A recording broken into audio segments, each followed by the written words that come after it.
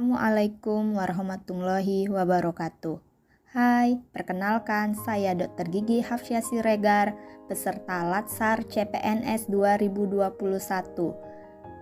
Pengampu materi adalah Bapak Dr. Randos Haji Sobirin, SH, MSI. Kali ini saya akan memaparkan tentang nilai-nilai dasar PNS yang kita kenal dengan singkatan Aneka. A adalah akuntabilitas, N nasionalisme, E etika publik, K komitmen mutu, dan A anti korupsi. Namun di podcast kali ini kita akan membahas nilai-nilai dasar PNS, akuntabilitas, dan nasionalisme. Pertama sekali yang kita bahas adalah konsep akuntabilitas. Akuntabilitas sering dikaitkan dengan responsibilitas, padahal keduanya berbeda loh guys.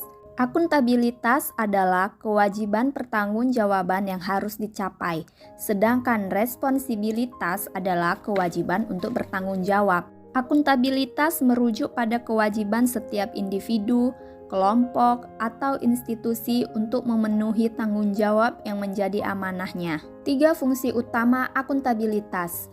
Pertama, sebagai kontrol demokratis.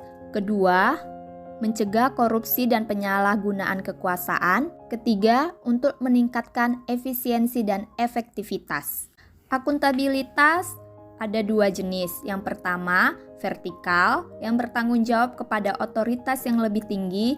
Kedua, akuntabilitas horizontal, pertanggungjawaban kepada masyarakat luas.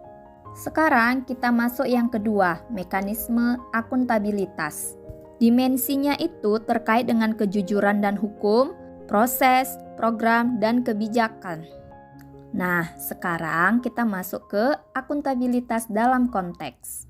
Meliputi transparansi dan akses informasi, praktek kecurangan dan perilaku korup, penggunaan sumber daya milik negara, dan penyimpanan serta penggunaan data dan informasi pemerintah.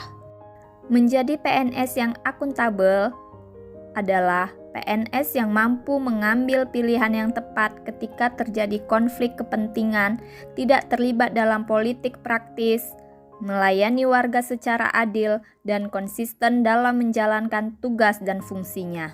Nah, sekarang kita masuk ke N. Nasionalisme pada hakikatnya adalah untuk kepentingan dan kesejahteraan bersama, karena nasionalisme menentang segala bentuk penindasan terhadap pihak lain, baik itu orang per orang, kelompok-kelompok dalam masyarakat, maupun suatu bangsa. Nasionalisme itu tidak membeda-bedakan, baik suku, agama, maupun ras. PNS yang memahami dan memiliki kesadaran mengimplementasikan nilai-nilai Pancasila dalam pelaksanaan tugasnya, maka PNS tersebut artinya mampu mengaktualisasikan nilai-nilai nasionalisme dalam menjalankan profesinya sebagai pelayan publik yang berintegritas. Demikian podcast tentang akuntabilitas dan nasionalisme dari saya. Tunggui podcast dan video selanjutnya dari saya. Terima kasih.